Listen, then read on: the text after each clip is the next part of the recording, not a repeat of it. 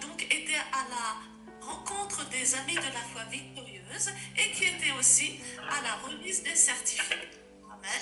Je pense que Amen. vous le reconnaissez. Le pasteur Serge Brun est un ami de la foi victorieuse, est aussi un fils de la foi victorieuse. Hein, et il a travaillé aussi sous le pasteur Jean-Claude pendant de nombreuses années. Il nous a fait les sites de la foi victorieuse. Il a fait énormément de choses pour la foi victorieuse et nous le remercions. Amen. Gloire à Dieu. Amen. Voilà, donc c'est vraiment un honneur de l'avoir parmi nous Amen. aujourd'hui. Et nous l'accueillons. Amen. Et Amen. je lui donne la parole. Amen. Amen. Amen. Merci Prenez beaucoup. votre temps, pasteur, prenez votre temps. D'accord. Merci beaucoup pour l'invitation, Pasteur Florence. Merci beaucoup pour l'invitation, mes frères et sœurs. Que Dieu vous bénisse abondamment, parce que c'est toujours agréable de se retrouver entre frères et sœurs. C'est l'apôtre Paul, et il aimait beaucoup ça. Et on le voit quand il rencontrait certains de ses frères et sœurs dans les territoires où il allait en mission. Amen. Et surtout quand il était aussi en prison. C'était un honneur. On ne se rend peut-être pas compte parfois que c'est important. Amen. Je ne sais pas, j'ai une pensée comme ça que l'Esprit me met à la tête. Et on va prier après pour le message. C'est un moment quand l'apôtre Paul a été laissé pour mort. Amen. Qui est venu autour de lui? C'était des disciples. Oui. Amen. C'est pour ça qu'il est toujours très important d'être toujours unis. Amen. D'être toujours unis.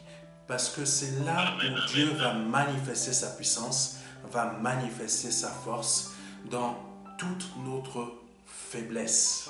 Amen. C'est pour ça qu'il ne faut jamais s'écarter.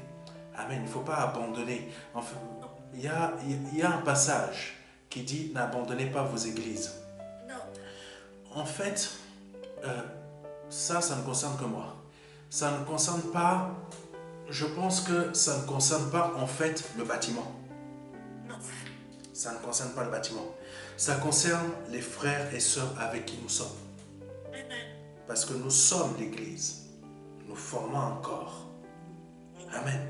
C'est pour ça qu'il ne faut pas s'écarter, il ne faut pas s'éloigner. Je ne sais même pas pourquoi je parle de cela.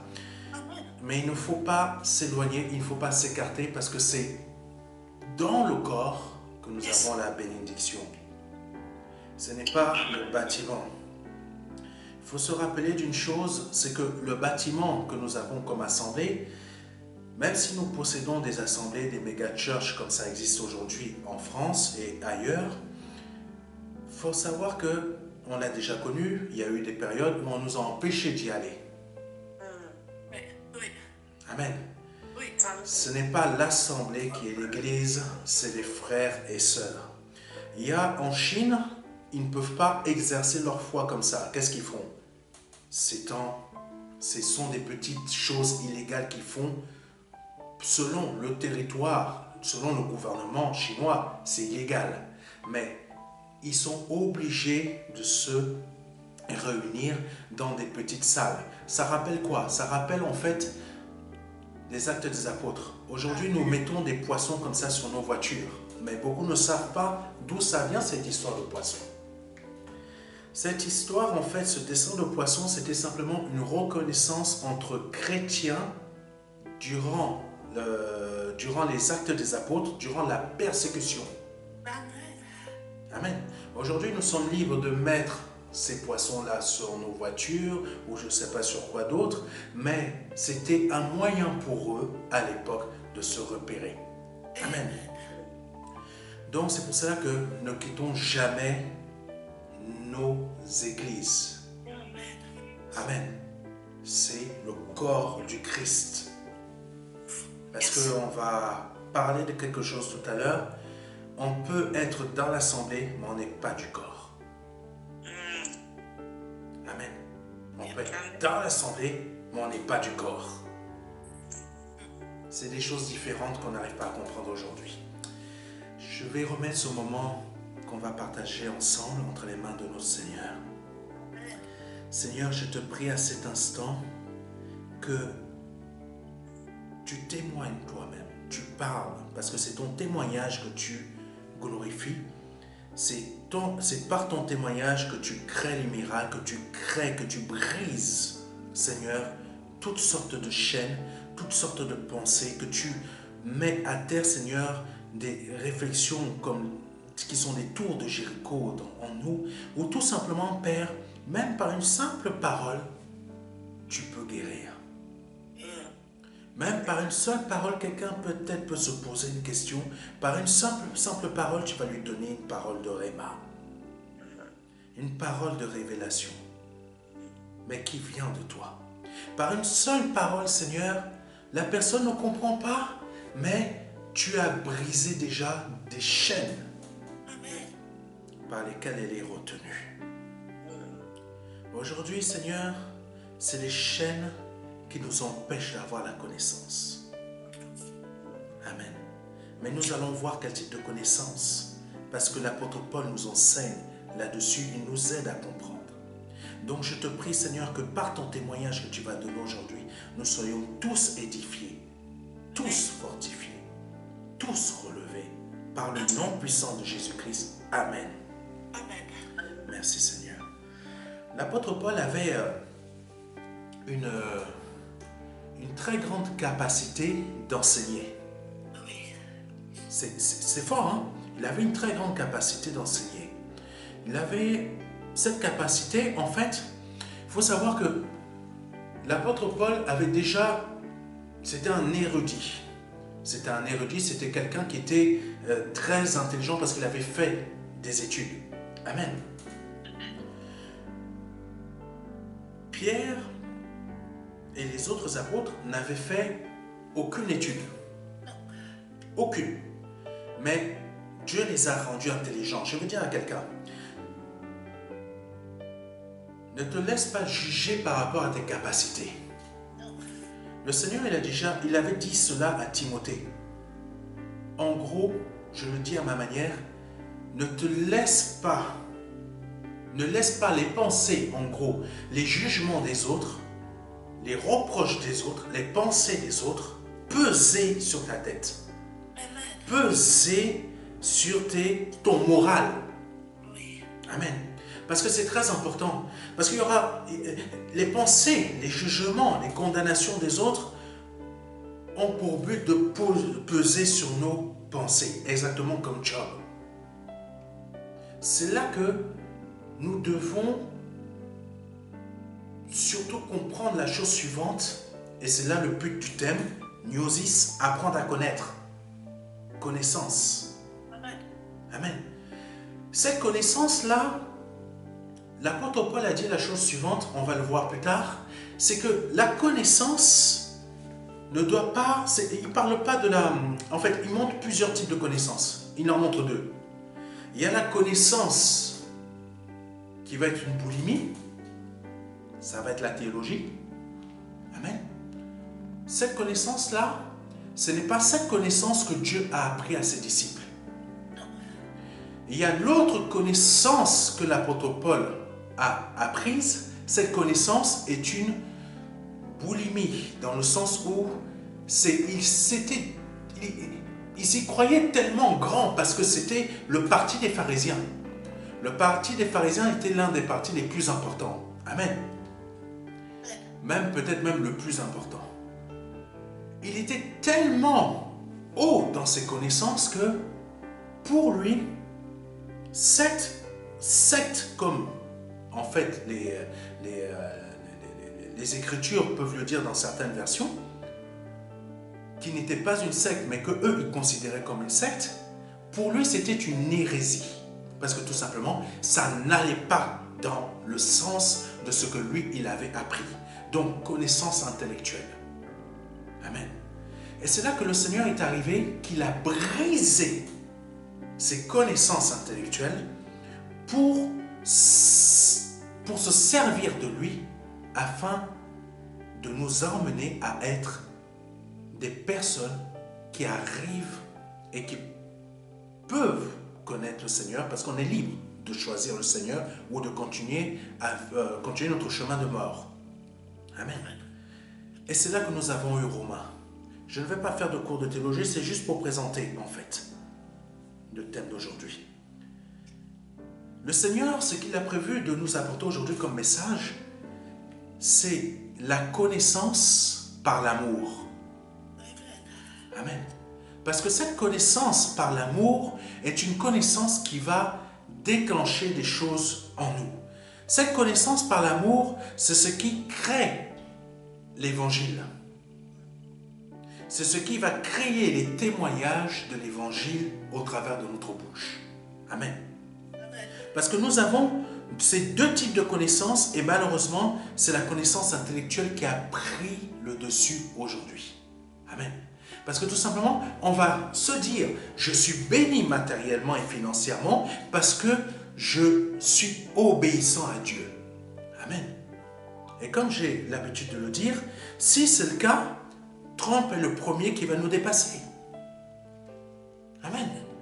Trump, il est tellement riche qu'il a déjà payé son billet d'avion pour le ciel. Amen. Mais là, c'est une connaissance par l'amour. Ça veut dire tout simplement, c'est une connaissance que nous ne méritons pas. Pierre n'a pas mérité cette connaissance, mais Dieu l'a sorti de là où il se trouvait. Et pas que lui. Amen. L'apôtre Paul était déjà dans la connaissance, mais Dieu a dû briser cela pour se servir de la connaissance qu'il avait déjà, mais pour lui donner des paroles de révélation, pour lui faire comprendre en fait qu'est-ce qui était derrière tout ce qu'il a appris. C'est très important à comprendre cela. Parce qu'aujourd'hui, nous sommes dans une version du monde où nous sommes, perdus dans les faits.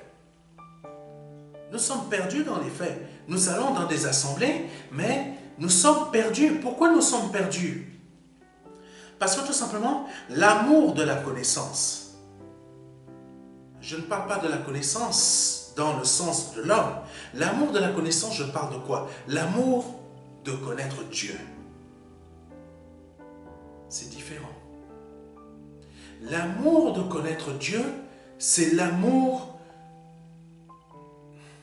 de connaître ses profondeurs, ses diverses profondeurs. Parce que quand on veut apprendre à connaître ces diverses profondeurs, on se rend compte que on n'y arrivera pas par nous-mêmes. Amen. On peut lire un tas de livres, on peut lire un tas de versions de la Bible, mais si nous n'avons pas cet amour de cette connaissance, je reprends l'exemple comme le Saint-Esprit me met à la tête. Pourquoi certains scientifiques arrivent à percer? Pourquoi Einstein a réussi à percer? C'est très simple. Parce qu'il était amoureux de ce qu'il faisait. Il était amoureux. Amoureux, c'est ce que nous n'avons pas aujourd'hui. Retrouve ton premier amour. Vous savez, quand j'ai donné ma vie à Jésus-Christ, c'est pas le bon mot. Quand le Seigneur, parce que ça a 8 ans, quand le Seigneur, lui, il est venu me chercher, en fait. Parce qu'à 8 ans, tu n'as pas en tête de vouloir chercher le Seigneur. Il est venu me chercher. J'ai trouvé chez lui le Père que je n'avais pas. Moi, quand le pasteur Jean-Claude est parti, je lui en ai voulu. Je me disais, mais pourquoi tu m'as abandonné? En fait, c'était le Père visible que je n'avais pas. Amen. Mais depuis, le Seigneur m'a bien consolé. Je crois que je ne suis pas le seul. Et là, quand mon père biologique nous avait abandonnés depuis longtemps, j'ai découvert, plutôt, Dieu s'est révélé en moi comme le Père que je n'avais pas sur cette terre. Amen. C'est là que nous découvrons l'amour d'un Père. Amen. Il y a une musique qui parle de l'amour d'une mère. Je crois que certains la connaissent. Mais quand on découvre l'amour du Père, waouh! C'est incroyable. C'est incroyable. Cet amour du Père, ça veut dire tout simplement, je veux toujours Je suis à la recherche de dévorer toute cette connaissance qui va m'apporter. Cette connaissance, c'est quoi? Ce qu'il est. Ce qu'il est. C'est pour cela que le Seigneur il a dit, j'ai à manger un repas que vous ne connaissez pas. Mais en tout cas, pas encore. Aujourd'hui, nous allons dans les assemblées, nous louons Dieu, nous acclamons, nous faisons tout un tas de choses. Certains d'entre nous, je me souviens, je faisais des sites internet, mais je pouvais faire aussi d'autres choses. Mais tu peux servir dans un département. Mais si tu n'as pas l'amour du Père, ça ne sert à rien. Tout ce que tu fais ne sert à rien. Amen. Tout ce que tu peux faire ne sert à rien. C'est pour ça que quand la parole de Dieu dit la chose suivante, beaucoup vont venir vers moi et vont me dire, Seigneur, j'ai fait tel miracle, tel prodige, telle chose, je l'ai faite. J'ai fait cela en ton nom. Vous savez, beaucoup de gens aujourd'hui vont aller trouver des serviteurs de Dieu et ils leur payent des voitures. Seigneur, je t'ai payé une voiture. Amen. Je t'ai payé une voiture, j'ai payé une voiture à ton serviteur. Mais ce n'est pas ça qui compte. Ce n'est pas ça. C'est l'amour de cette connaissance, l'amour de vouloir dévorer cette connaissance qu'est le Père. Tu ne peux pas le manger si tu veux le découvrir. Amen. Tu veux découvrir qui il est, ce qu'il a fait. Donc, les scientifiques, quand je parlais de Einstein tout à l'heure, Einstein, en fait, il était amoureux de ce qu'il faisait. Il était tellement amoureux que, à son époque, sans avoir des instruments de mesure, des instruments de calcul, ce que nous utilisons aujourd'hui comme ordinateur de calcul, des calculateurs, lui ne l'avait pas. Mais parce qu'il était amoureux de ce qu'il faisait, il avait découvert ce que aujourd'hui certains n'arrivent même pas à découvrir avec des calculateurs. Amen. Ça veut dire quoi? Ça veut dire tout simplement, aujourd'hui, si tu ne deviens pas amoureux de Dieu, tu ne découvriras pas ce que toi-même tu es en Dieu. Amen. C'est pas le fait d'aller à l'assemblée, parce que je vous le dis, hein, on a déjà connu 2 guerres mondiales. 2 guerres mondiales. On a connu 2 guerres mondiales, on a failli en connaître une 3e. C'était la guerre froide, mais qui est devenue une guerre froide. Mais en ce temps-là, la 3e guerre mondiale avait failli déjà éclater.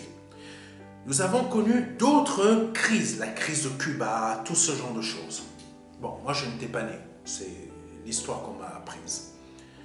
Nous avons connu dernièrement quoi d'autre? Mais durant ces périodes, qu'est-ce qui s'est passé? Est-ce que les gens allaient à l'église? Plutôt dans les assemblées? Non. Les gens n'allaient pas à l'assemblée. Sans aller aussi loin, nous avons connu la période pandémique. Amen. Avec toutes ces choses qui sont passées à gauche, à droite, je ne vais pas rentrer trop dans les détails parce que maintenant on est surveillé partout. Donc, durant cette période pandémique, qu'est-ce qui s'est produit? Les assemblées ont été fermées en France, certaines aux États-Unis, quasiment partout dans le monde entier. Amen. Mais dans ces moments-là, qu'est-ce que l'on a connu? On a connu ce que les chrétiens dans les actes des apôtres connaissaient.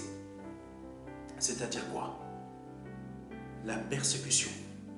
Là, c'est quel type de persécution? Ce n'est pas une persécution où l'on allait mourir. C'était une persécution où on allait détruire ta foi. Amen. Détruire ta foi. J'ai comme ça vient à mon esprit. Quand je suivais les messages du pasteur Bonso, quand il était malade, le Seigneur m'a permis de comprendre quelque chose. Maladie ou pas maladie, on va jusqu'au bout. Et ça représente exactement ce qu'il m'avait dit tout au départ. Un jour, il m'avait dit, il y avait quelque chose que je ne comprenais pas. J'étais jeune à l'époque. Hein. Il y avait des choses qui m'énervaient de certaines personnes à l'époque. Et là, le pasteur Ponceau, il est arrivé, il m'a dit, Serge, la vision est plus grande que toi et moi. Qu'est-ce que ça veut dire? Ça veut dire tout simplement que je ne sais pas par quelle situation tu es en train de passer, mais je vais t'expliquer quelque chose. L'épreuve par laquelle tu es en train de passer actuellement, si tu n'as toujours pas pris conscience, ce n'est pas une accusation, c'est juste pour t'aider. Si tu n'as toujours pas pris conscience que la connaissance que Dieu veut créer en toi par son amour et que ce n'est pas l'épreuve qui est importante, ce n'est pas le principe de l'épreuve qui est importante, c'est ce que tu vas apprendre au travers de cette épreuve pour pouvoir en sortir victorieux. Amen. Amen. C'est ce que tu vas apprendre au travers de cette épreuve qui est important. Parce que je vais vous apprendre quelque chose. Il y a de nombreuses années, j'étais quelqu'un qui... J'avais des problèmes financiers. Des problèmes financiers énormes. J'étais colérique. Dès que j'avais ces problèmes financiers, je prenais ma carte bleue, je la découpais. C'est pas ça qui allait régler mon problème. Et beaucoup d'entre nous, c'est ça que nous ne comprenons pas. Nous pensons que c'est parce que je vais arrêter d'être l'église ou d'aller dans une assemblée ou d'écouter des messages ou de fréquenter mes frères et mes sœurs que mes problèmes vont s'arrêter. Tes problèmes ne vont pas s'arrêter, ils vont s'empirer. Parce que la parole de Dieu dit la chose suivante, c'est que si, quand ta maison à l'intérieur a été nettoyée, elle a été rendue propre, les esprits qui ont été chassés sont partis dans des lieux arides, ils ne sont pas tranquilles eux-mêmes. Parce qu'ils étaient bien en toi. Amen. Ça ne parle pas forcément de possession, hein. Ça parle de quoi? Quand tu es anxieux. Amen. Quand tu es anxieux. Quand tu es en permanence dans le doute. Quand tu es en permanence dans l'inquiétude. Quand tu es en permanence dans l'inquiétude. Qu'est-ce que c'est que ça? Ce sont des pensées provoquées par des esprits néfastes. Amen. On n'a pas besoin de possession pour qu'un démon essaie de nous perturber. Amen. Pierre n'avait pas besoin d'être possédé pour que Satan vienne comme ça lui inspirer une pensée et lui dire au Seigneur Jésus-Christ, cela ne t'arrivera jamais. Tu n'iras pas à la croix pour mourir. Mais c'est ce qu'il fallait qu'il se produise. Mais cette pensée provenait de qui? Provenait de Satan. Amen. On n'a pas besoin d'être possédé. Rien qu'une pensée que tu ne devrais pas avoir, cela est déjà inspiré par le diable. Amen. L'amour de la connaissance nous amène à comprendre cela. Ce sont des principes. Dieu est un Dieu de principes. Amen. Je vais vous lire rapidement l'étymologie de la connaissance. Amen. C'est substantif dérivé de connaissant. Du latin cognoscere, apprendre à connaître. Amen.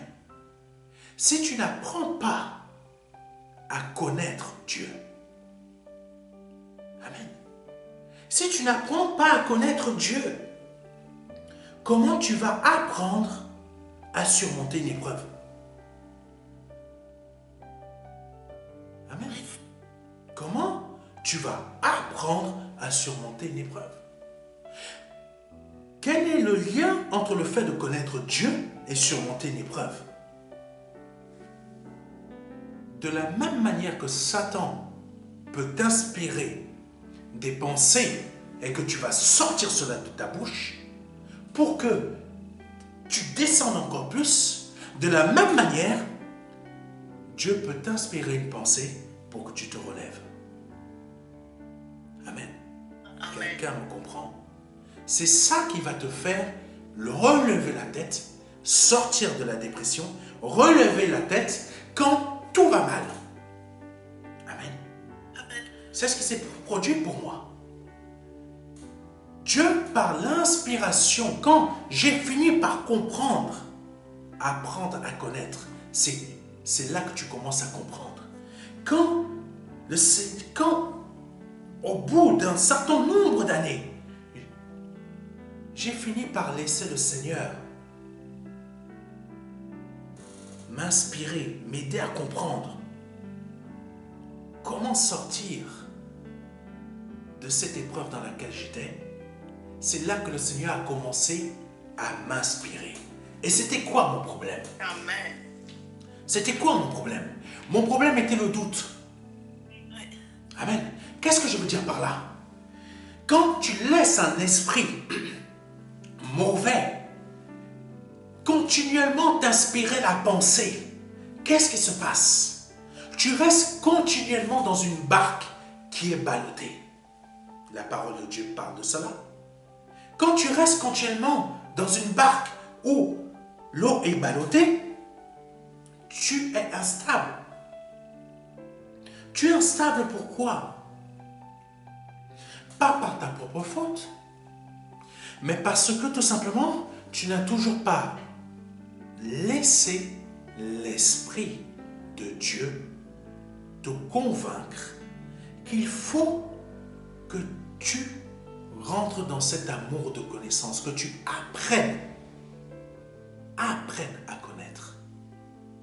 Amen.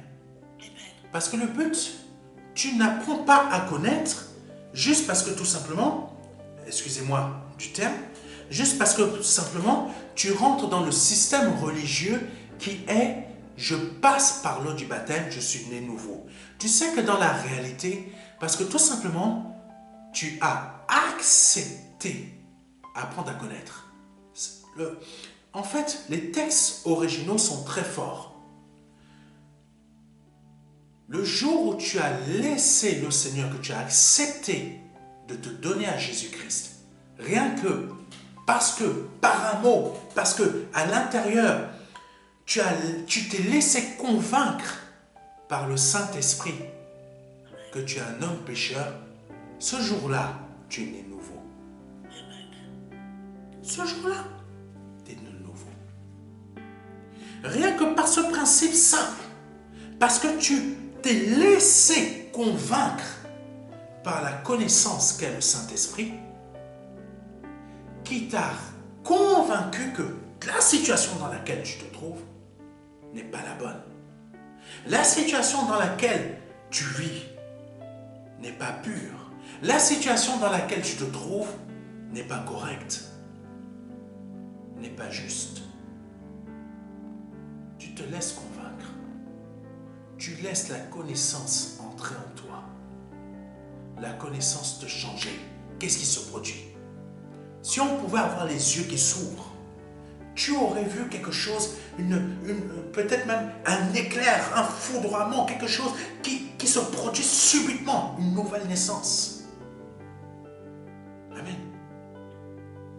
Il y a quelques scientifiques qui ont fait une étude, sur quand en fait, pardonnez-moi, c'est pour que vous puissiez comprendre. Le spermatozoïde rentre en contact avec l'ovule. Quand le spermatozoïde rentre en contact avec l'ovule, qu'est-ce qui se produit? Un phénomène, une lumière qui se produit. C'est fort, hein? La vie. La vie. C'est des réalités, ce que le Seigneur nous a apprises. C'est vérité. La connaissance, c'est vérité. Je ne vous entends plus, pasteur. Amen. Alléluia. Là, vous m'entendez encore? Alléluia. Oui, moi je vous entends. Amen. Vous m'entendez? Oui, on entend. Maintenant, oui. Ok. Merci. Amen. La connaissance est vérité. Vous savez, les scientifiques découvrent les réalités de Dieu. C'est vrai. Je travaille avec des scientifiques. Ils découvrent les réalités de Dieu. Mais ils ne savent pas que c'est Dieu. Ils ont des mots pour dire c'est une force, etc. Mais c'est une réalité.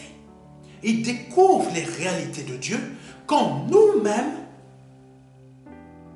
on n'a pas cet amour de la connaissance. Cet amour de connaître Dieu. C'est ça le feu que le Seigneur disait, le feu de ta maison me dévore. Le feu de ta maison me dévore. Je vais vous expliquer une chose. On est capable, si on le veut, on est capable d'atteindre déjà cet amour-là, ce niveau de connaissance généré par l'amour, comme l'obéissance est générée par l'amour. Amen. C'est ça, l'obéissance envers Dieu est générée par l'amour. Et c'est ça qui nous montre que Dieu est réellement vivant. Les scientifiques ne font que découvrir les réalités de Dieu, je vous assure, ils découvrent. Comme Einstein avait découvert ces choses qu'il a découvertes bien avant, bien des siècles avant. Pourquoi? L'amour de cette connaissance. Si tu as cet amour de cette connaissance, je t'assure, ta vie, oh Jésus, les miracles qui vont se produire dans ta vie ne seront pas de ton fait, mais seront du fait de Dieu. Pourquoi? Parce que quand tu as cet amour de la connaissance de Dieu, si tu as cet amour de vouloir découvrir chaque jour les différentes facettes, les différentes profondeurs de Dieu, ce qu'il est réellement, pas ce qu'il peut t'apporter, ce qu'il est réellement, Dieu va faire une chose dans ta vie, c'est ça qu'il a dit, c'est à cause des témoignages qui seront dans ta vie que les miracles vont se produire. Parce que des miracles ne se produisent que par les témoignages qui viennent de lui. Amen. Quelqu'un arrive à me saisir jusque-là? Amen. Vous pouvez expliquer Amen. les miracles se produisent Par les témoignages.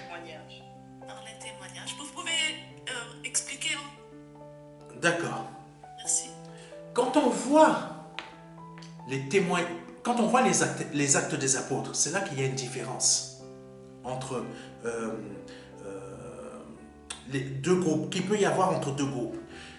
Il est marqué dans les actes des apôtres, les témoignages se sont produits au travers des mains des apôtres ou au travers des apôtres, parce que tout simplement, c'est le Seigneur a, en gros, en clair, béni les témoignages qui provenaient de ce que lui, il est. Amen. Ça veut dire quoi? Amen.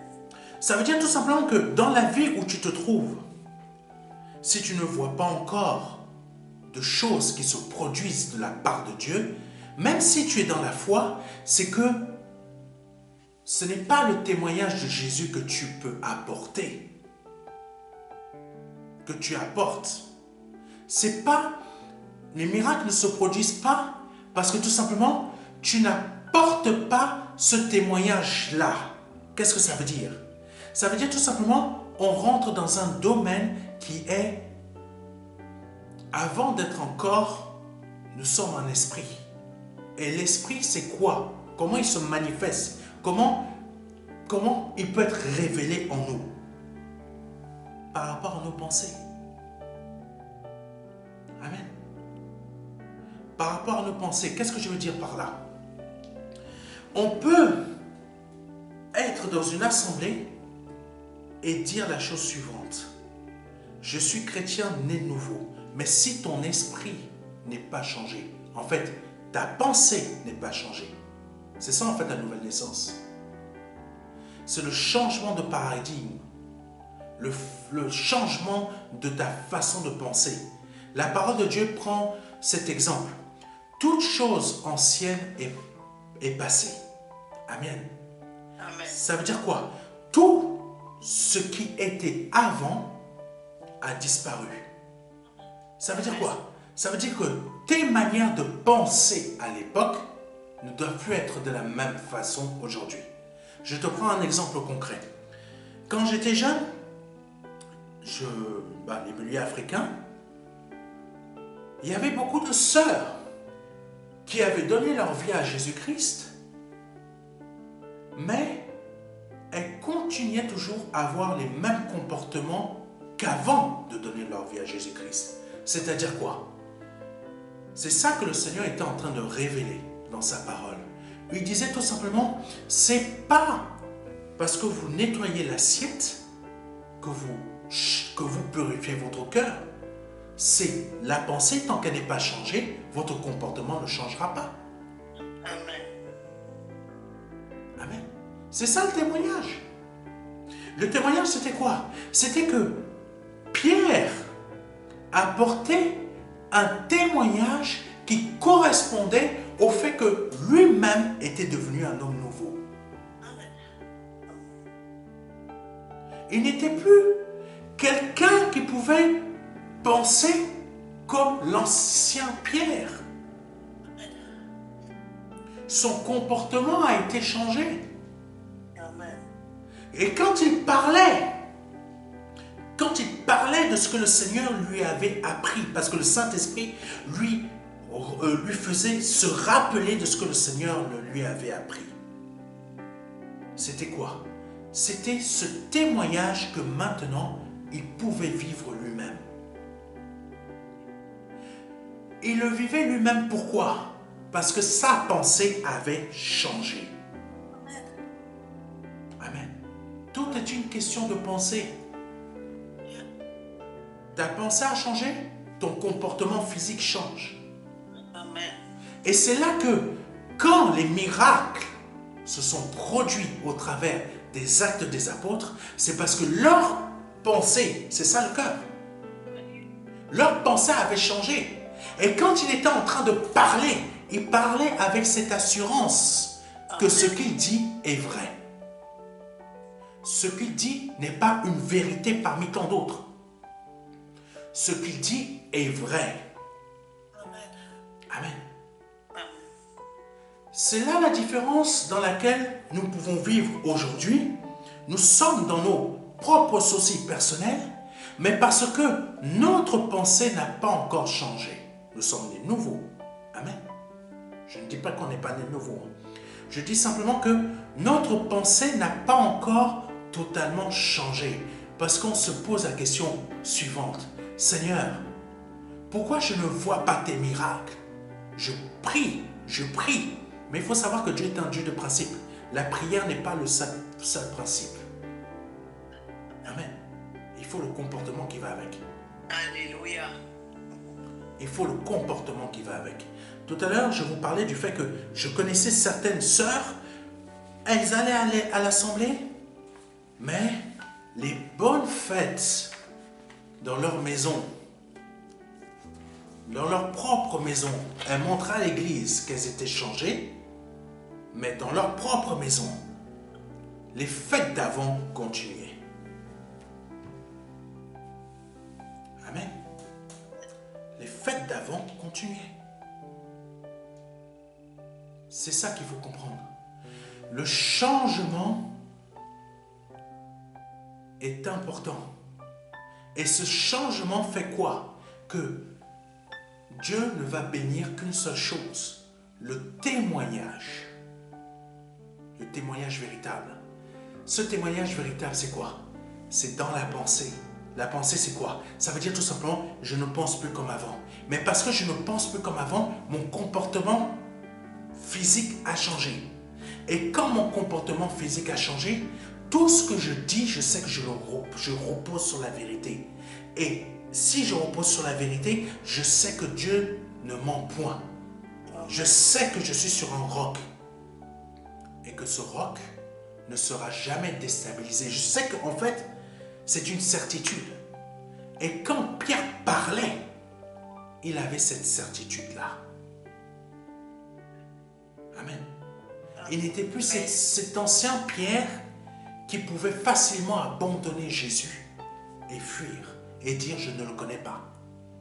Il était devenu un nouveau Pierre où il était prêt à être enfermé et à désobéir aux autorités religieuses de l'époque. Ce Pierre-là, c'est ce Pierre-là qui rendait un témoignage favorable. Amen. C'est pour cela que tu dois rendre un témoignage favorable dans ta vie. Quand je parlais de mon état d'avant, je ne rendais pas un témoignage favorable à Christ. Dans le sens où quoi? C'est pas que j'étais pécheur. Non. C'est simplement que le doute était ma pensée. Amen. Amen. C'est ça. C'est juste ça. Le témoignage est important. C'est pour cela qu'on doit apprendre à connaître. Amen. Amen. Donc je vais aller rapidement, je vais avancer rapidement. Le terme connaissance a de multiples sens qui désigne quoi? L'acte de la pensée.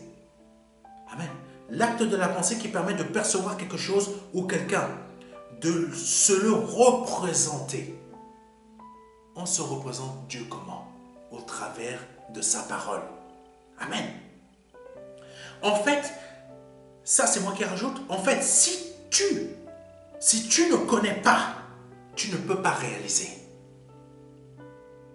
Amen. Tu ne peux pas produire. C'est pourquoi la foi se base sur Christ, qui est la parole faite chair, qui est vie. Ça veut dire que la foi que nous avons, que nous produisons, en fait, c'est la... Comment dire ça? Elle doit se manifester par notre vie. Amen. C'est ça que l'apôtre Paul a simplement dit. Je démontre ma foi par les œuvres. Par ma vie. Comment je manifeste cette foi qui est en moi? Je ne la manifeste pas par la connaissance intellectuelle. Vous voyez? Je ne la manifeste pas par cette connaissance intellectuelle. Je la manifeste par mon comportement. Par mon comportement. Pourquoi? Parce que ma pensée produit ce comportement. Je ne suis pas parfait, mais je cherche chaque jour à connaître et à dévorer ce que est Dieu, dans le sens, je veux de connaître encore plus. Et si je n'ai plus ce premier amour, je ne pourrais pas être dans cet état-là. Amen. Amen. Et si je n'ai pas ce premier amour, c'est pas parce que je vais citer le nom de Jésus-Christ dans une situation que cette situation va changer. C'est pour ça que beaucoup de personnes peuvent chasser les démons au nom de Jésus-Christ. Le démon ne part pas. Pourquoi le démon ne part pas? Parce que tout simplement, la pensée, la parole n'est pas gravée dans le cœur. Ça reste juste quelque chose de visible. Mais intérieurement, ce n'est ni le Père ni le Fils qui dit en toi. Amen. Deuxième sens, l'action ou la manière de connaître, de se représenter quelque chose, d'en être informé, ainsi que l'idée qui en résulte. Comment tu te représentes Dieu? Amen. Le Seigneur m'a mis une image il y a quelques jours pour vous la partager. Vous allez comprendre cela. Quand quand Moïse, c'est comme ça qu'il me l'a mis à l'esprit, quand Moïse est parti pendant plusieurs jours, se retrouver devant la face du Seigneur sur le mont Sinaï, afin d'avoir les tablettes, afin que les tablettes, ils puissent les redescendre, en bas, le peuple d'Israël disait que Moïse est parti. Moïse ne reviendra plus. Le problème, c'est que le peuple d'Israël a basé sa foi sur Moïse. Amen. Aujourd'hui, tu bases ta foi sur quoi? C'est la même chose. Il disait croire en Dieu, mais il ne faut pas oublier qu'il sortait de plus de 4 siècles d'esclavage. Amen. Ils sont restés 430 ans. Amen. C'est la parole qui le dit. Mais ils ne se sont pas défaits aussi facilement de leurs anciennes pensées. Amen. La nouvelle naissance, c'est quoi? C'est que tu te défais de tes anciennes pensées. Quand tu te défais de tes anciennes pensées, c'est là que Dieu va commencer à manifester ses prodiges dans ta vie. Amen. Amen. C'est comme ça. C'est pas en donnant la dîme. Bien que l'Église en a besoin, bien que la foi victorieuse en a besoin, et ça aide, il faut la donner. Pas dans le sens obligatoire, donner par amour. Mais je vais t'expliquer quelque chose. Et je continue avec mon histoire et tu vas comprendre. Donc, Israël ne croyait pas en Dieu. Quand ils ont entendu Dieu pour la première fois, et c'est l'apôtre Paul qui le dit, c'était des anges qui parlaient. Amen. Mais rien que ça, ils étaient déjà stupéfaits. Ils avaient déjà peur de quoi? Cette pureté, cette puissance. Amen. Alors, excusez-moi. Cette pureté, cette puissance leur a fait peur. Comme aujourd'hui à notre époque, quand on parle de sanctification, on croit qu'on doit devenir des nonnes ou des prêtres. Ce n'est pas ça. Changement de pensée. Purification de tes pensées. Amen. C'est important. Donc quand ils ont entendu ces anges parler, c'est une réalité, hein? Ils n'ont pas supporté. Ils ont préféré voir Moïse. Croire en Moïse. C'était plus simple. Amen.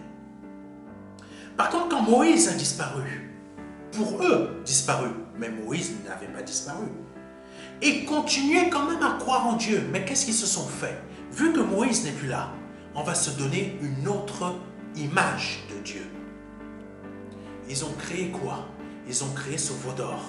En fait, quand on parle d'idole, on va voir un verset tout à l'heure. Quand on parle d'idole, l'idole est une pensée. C'est ce que nous représentons.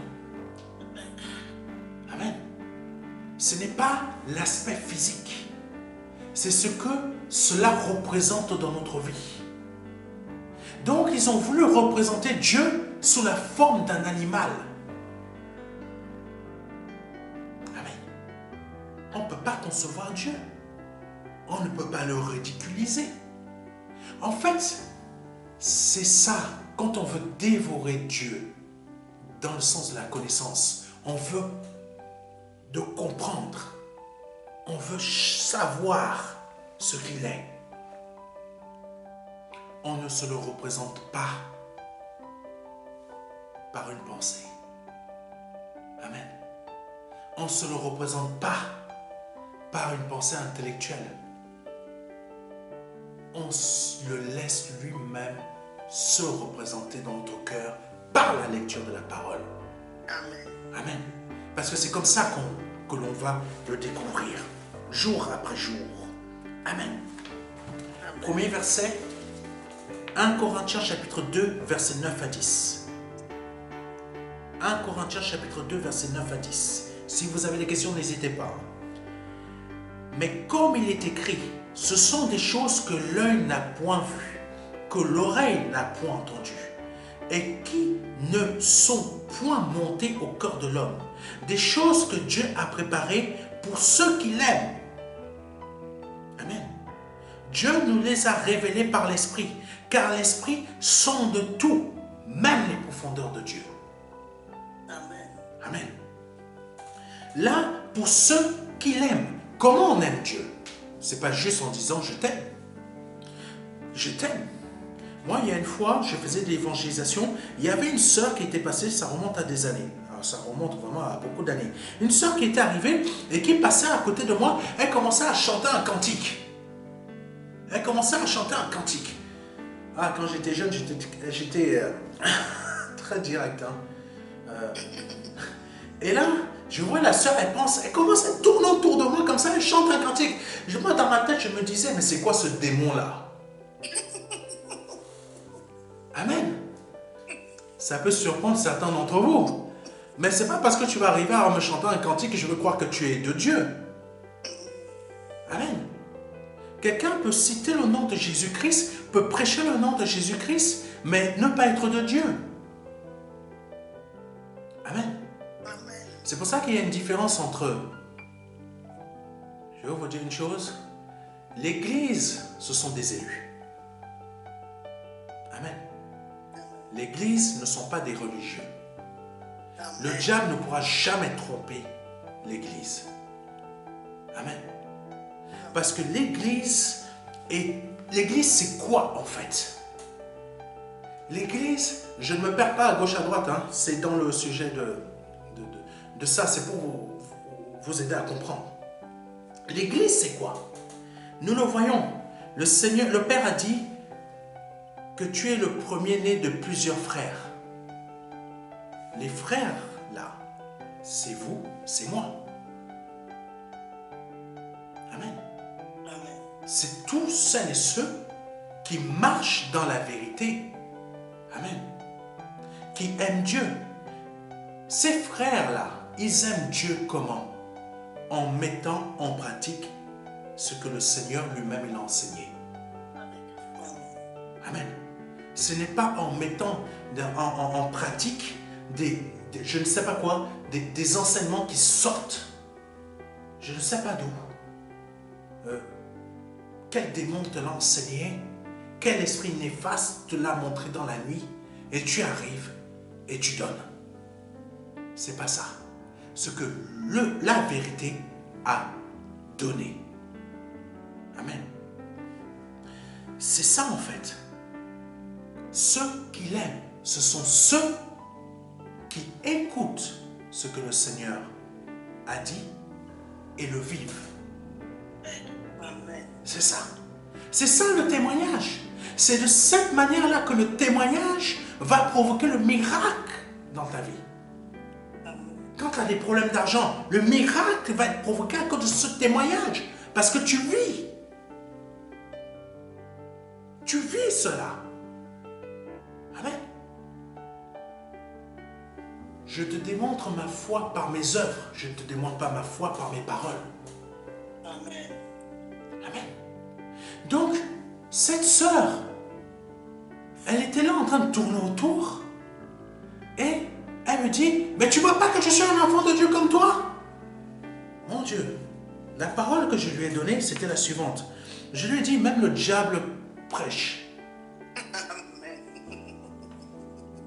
Même le diable prêche, c'est une réalité, mes frères et mes sœurs. Première réalité, nous la trouvons dans la parole de Dieu. L'apôtre Paul, toujours les actes des apôtres. Les actes des apôtres, c'est une mine aussi, une mine d'or. Quand l'apôtre Paul était en train de marcher, pendant plusieurs jours, il y a une femme qui était investie d'un esprit de serpent. Ce jour-là, cette femme dit, écoutez ces hommes-là, ils vont vous donner le bon chemin. Mais qui a prêché? Est-ce que c'est l'esprit de Dieu ou l'esprit de Satan? Il a prêché l'évangile. C'est surprenant, hein? Attendez, ce n'est pas tout. Ce n'est pas tout. Quand l'apôtre Paul s'est retourné, l'apôtre Paul avait le discernement des esprits. Et le discernement des esprits vient d'où? De la connaissance. Amen. Cette connaissance, tu la prends où? Tu la prends en Dieu. Amen. Et quand Dieu t'instruit aussi au travers de ses serviteurs, au travers d'une exhortation, au travers d'un témoignage, au travers de tout cela, ça provient toujours d'une seule source, la parole de Dieu. Ça proviendra toujours que d'une seule source, la parole de Dieu. Et là, l'apôtre Paul a eu le discernement des esprits. Il a su que cet esprit, bien qu'il pouvait dire, suivez ces hommes, suivez ces hommes, il a chassé ce démon. Amen. Vous connaissez la suite. Donc quand cette sœur était là, je pense qu'elle a été choquée par ce que je lui ai dit. Et elle n'est plus jamais venue me revoir. Amen. J'ai préféré dire la vérité. Bon, ça a été brutal. Maintenant, j'ai beaucoup plus d'âge dans ma vie. Je ne fais plus de la même manière. Mais le Seigneur me permet de discerner. Mais qu'est-ce que cela veut dire? Il y a dernièrement un homme de Dieu qui a fait une expérimentation devant toute une assemblée. Beaucoup n'ont pas compris. Faute de connaissance, mon peuple meurt. Cet homme de Dieu a parlé à une intelligence artificielle. Cette intelligence artificielle lui a dit, je suis devant 1000 personnes. Fais une prière. Fais une prière.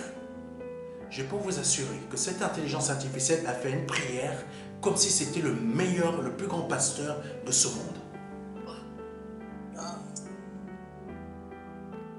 Amen. Il faut comprendre, ce n'est pas la connaissance intellectuelle que Dieu veut que nous ayons, c'est la connaissance de ce qu'il est. Et quand tu as la connaissance de ce qu'il est, il sait que tu l'aimes. Il sait que tu es né nouveau. Il sait que tu es le frère du premier-né qui est Christ. Et il sait que tu es l'Église parce que tu en fais partie du corps. Tu fais partie du corps.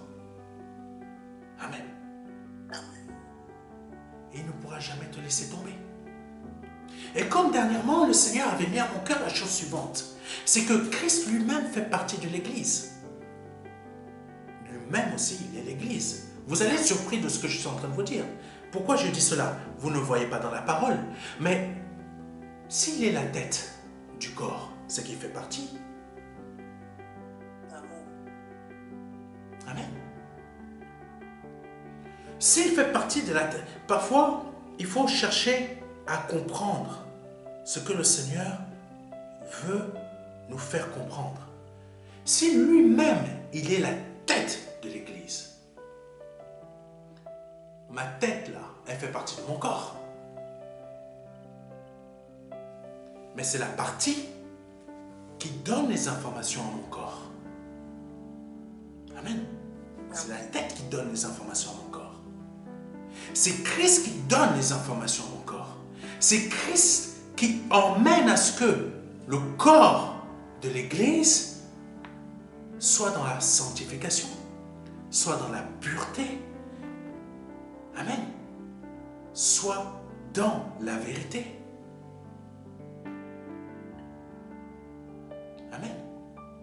C'est très important. Et c'est pour cela que nous voyons dans 1 Corinthiens chapitre 2, versets 9 à 10. Verset 10, Dieu nous les a révélés par l'Esprit, car l'Esprit sonde tout, même les profondeurs de Dieu. Donc c'est Christ qui est la tête.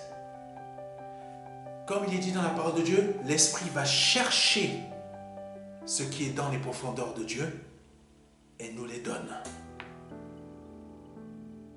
Amen. Vous arrivez à me suivre jusque-là? Amen. Je vous prends un exemple simple.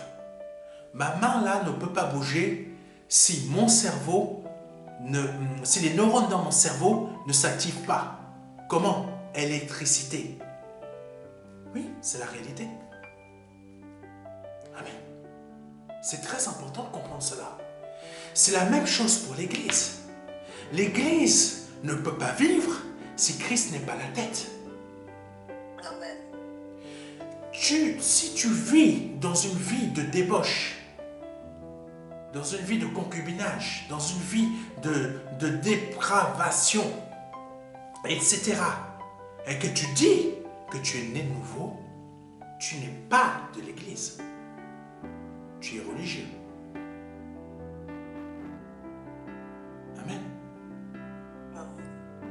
C'est fort ce que je dis, hein, mais c'est une réalité. C'est une réalité. Il faut comprendre la différence. Quand nous faisons partie du corps de l'Église, nous sommes dans la même connaissance des choses. Amen. La même connaissance des choses. Si le Seigneur a été obéissant, je suis obéissant. Pourquoi? Parce que lui, il a été obéissant par amour, donc moi aussi, je suis obéissant par amour. Amen. L'Esprit va sonder le cœur de Dieu et me rappeler sa parole. Dans le sens où, si je sais que ça, c'est un péché, je ne prendrai pas. Parce que l'Esprit va me rappeler que le Seigneur m'avait dit que c'était péché. Amen. Amen. C'est une image que je donne. Il faut comprendre la chose suivante. Quand on est né de nouveau, on fait partie du corps. Et le corps a une tête. Le corps n'est pas le pasteur. La tête n'est pas le pasteur. La tête est le Christ. Et si le Christ est pur et a marché en pureté de vie, moi qui fais partie de l'Église et qui suis l'Église, je dois me laisser conduire par le même esprit de sorte que mes propres pensées ne rentrent pas en guerre contre les pensées de l'esprit. Amen. C'est ça qui fait que nos témoignages ne provoquent pas de miracle. Parce que nos pensées rentrent en confrontation avec l'Esprit de Dieu. Amen. Amen. Donc la parole, la connaissance que Dieu veut nous faire part ne provient pas de nous, mais provient de son esprit. Amen. C'est comme les révélations divines. Quels sont les types de révélations divines? Ces révélations divines ont pour but de faire connaître des choses mystérieuses. Amen. Ce ne sont pas des révélations divines qu'on peut s'inventer à gauche et à droite. Matthieu chapitre 16, verset 17. Matthieu chapitre 16, verset 17 dit ceci. Jésus, reprenant la parole, lui dit, « Tu es heureux, Simon, fils de Jonas, car ce ne sont pas là la chair et le sang qui t'ont révélé cela, mais c'est mon Père qui est dans les cieux. » Amen. C'est mon Père qui est dans les cieux qui t'ont révélé ce que tu viens de dire.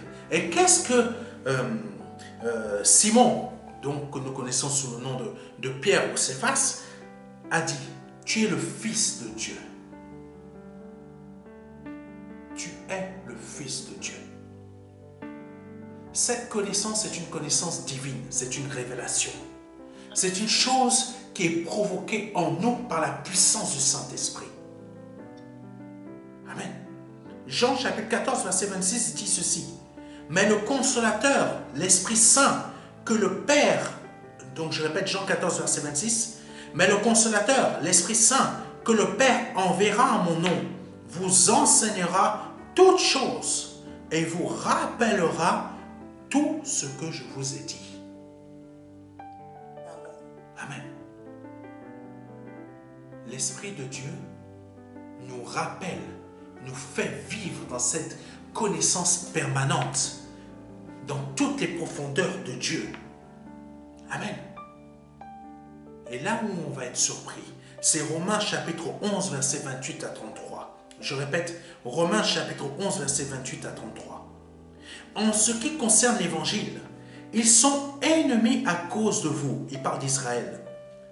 Mais en ce qui concerne l'élection, ils sont aimés à cause de leur père. Ça parle toujours d'Israël.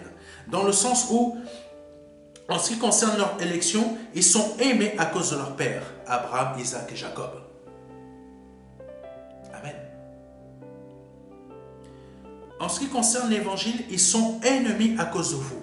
Parce que tout simplement, ils n'ont pas accepté l'évangile. Amen. Car Dieu ne se répand pas de ses dons et de son appel. De même que vous avez autrefois désobéi à Dieu et que par leur désobéissance, vous avez maintenant obtenu miséricorde. Amen.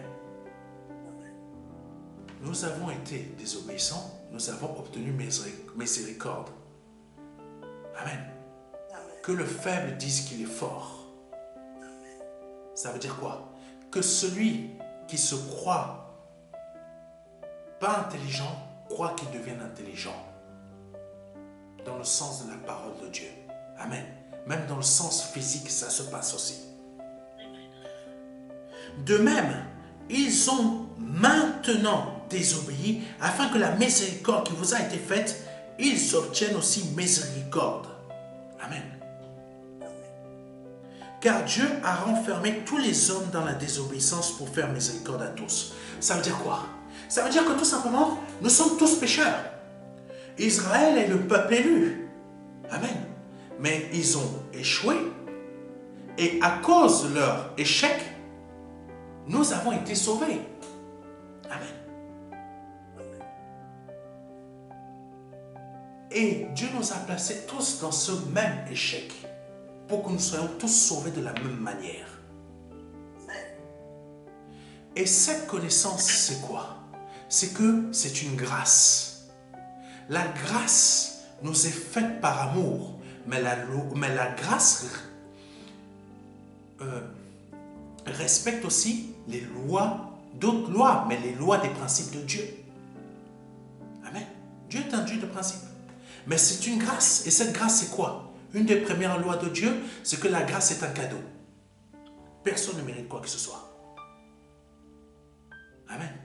Nous sommes tous sauvés par grâce. Mais on ne doit pas l'insulter non plus. Amen. On ne doit pas croire non plus que je peux repêcher à nouveau. Volontairement. Amen.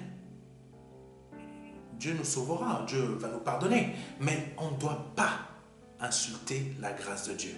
Amen. C'est un des principes qu'il faut comprendre. Et là où je voulais attirer votre attention, c'est le verset 33. Ô profondeur de la richesse, de la sagesse et de la science de Dieu. Amen. Ô profondeur de la richesse, de la sagesse et de la science de Dieu.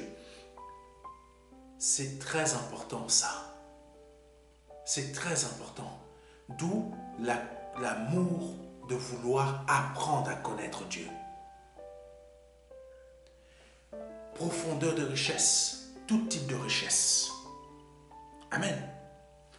Profondeur de la sagesse et de la science de Dieu. Amen. La science de Dieu, nous la voyons de façon visible. Mais nous n'y croyons pas que c'est Dieu. Ou nous avons du mal à y croire. Cette planète Terre, elle a été faite comment? On voit la science de Dieu au travers de sa parole. Que la terre soit. Comment elle a été créée? Comment il a fait? Amen. Quand tu sors la nuit, tu ne sais pas, tu vas quelque part, tu marches, tu ne sais pas où tu vas. Tu vois qu'il y a des étoiles, les petits points blancs, les luminaires, ben, c'est des étoiles d'autres planètes, etc. Bon, bref. On voit la science de Dieu à l'œil nu, mais on doute encore. Amen. On doute encore. On doute encore que Dieu est capable de produire cela dans notre vie. On doute encore que Dieu est capable de me donner la force de résister à telle chose, telle chose, telle chose, telle chose. On doute encore que Dieu est capable de mettre fin à tout type de maladie générationnelle. On doute encore que Dieu est capable de briser le sorcier qui a attaqué ma famille. Quand j'entends des bruits à gauche, à droite, on doute encore que Dieu est capable de chasser ces démons-là. Amen. On doute encore que Dieu est capable de nous produire une solution incroyable dans notre vie. Amen. Au lieu qu'on voit ces réalités de façon visible, comme a dit l'apôtre Paul, on voit les profondeurs de sa science, les profondeurs de sa sagesse Amen. Et le verset continue ainsi. Que ses jugements sont insondables et ses voies incompréhensibles. Car qui a connu la pensée du Seigneur ou qui a été son conseiller? Vous voyez ce dernier verset? Il est très surprenant parce qu'il est dit que ses jugements sont insondables. Mais qui sonde ses pensées? C'est l'Esprit de Dieu. Amen. Mais l'Esprit de Dieu, il nous les fait connaître, ses pensées. Parce que le Seigneur a dit la chose suivante dans un verset. Je fais connaître le Père à qui je veux. Ça parle de quoi? Ça parle de ses profondeurs. Ça parle de ses différentes profondeurs. Je fais connaître le Père à qui je veux. Et il fait connaître le Père à qui en réalité? Il fait connaître le Père à ceux qui l'aiment véritablement. Ce n'est pas les mots, c'est tes pensées. C'est là où Dieu voit que tu l'aimes véritablement. Tes pensées qui sont en profondeur. Tu peux sourire à quelqu'un, tu peux dire à quelqu'un « Ah, je t'aime bien », mais au fond de toi, tu es en train de penser la chose suivante. Mais qu'est-ce que je ne l'aime pas? Qu'est-ce que je le déteste? Qu'est-ce que je le hais? Amen. C'est ça que Dieu voit, en fait, dans nos cœurs. Dieu sonde, il voit. Amen. Cherchons par ce message à comprendre et à vouloir aimer Dieu de plus en plus. Dernier verset. Osée chapitre 4 verset 6. Mon peuple périt faute de connaissance. Parce que tu as rejeté la connaissance, je te rejetterai de mon sacerdoce. C'est fort, hein? Tu as oublié la loi de ton Dieu. Moi aussi, j'oublierai tes enfants. En fait, Dieu nous oublie quand nous-mêmes, nous ne sommes plus sur la loi. La loi a été accomplie. Mais si tu ne mets pas en pratique ce que le Seigneur t'a démontré, t'a montré, qu'est-ce qui se produit? La chose suivante, Dieu voit que tu ne l'aimes pas. Amen. Dieu voit que tu ne l'aimes pas. Mon peuple périt faute de connaissance. Ça, c'est la connaissance provoquée par l'amour. Cette connaissance-là que Dieu veut voir en nous. Cette connaissance-là qui va provoquer ce miracle de foi de changer ta situation. Parce que tu connais. Tu ne dis pas, tu connais, mais tu vis. Mais parce que tu vis, tu connais. Et parce que tu vis, que tu connais la chose, que Dieu provoque le miracle dans ta vie. Que Dieu vous bénisse. C'est le message que j'avais à mon cœur de vous partager aujourd'hui. Amen, amen, Si vous avez... amen. Je vais prier pour vous. Seigneur. Merci beaucoup, pasteur. Que Dieu vous bénisse. Vous étiez en train de dire quelque chose?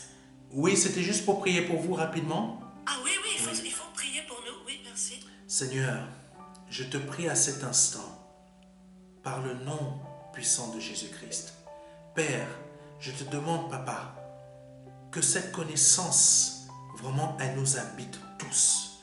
Pas la connaissance intellectuelle, bien qu'on en ait besoin, mais cette connaissance qu'on veut connaître encore, que l'on veut te dévorer, dans le sens où on veut, Seigneur, ce feu nous habite. Amen. Ce feu nous habite. Cet amour de ce que tu es pour nous, pas de ce que tu nous apportes, mais de ce que tu es pour nous. Seigneur, donne-nous, fais rejaillir, fais revivre ce premier amour en nous, Seigneur. Amen, amen, amen. Parce que nous sommes l'Église. Nous sommes l'Église. Et on n'est pas une Église qui n'a plus d'huile. Seigneur, Nous sommes une église qui provoque le réveil parce que nous sommes déjà réveillés. Nous sommes une église qui est déjà debout. Amen. Seigneur, je te prie pour que tu renouvelles cela en chacun de nous par le nom de Jésus-Christ. Amen. Amen. Amen. Amen. Amen. Amen.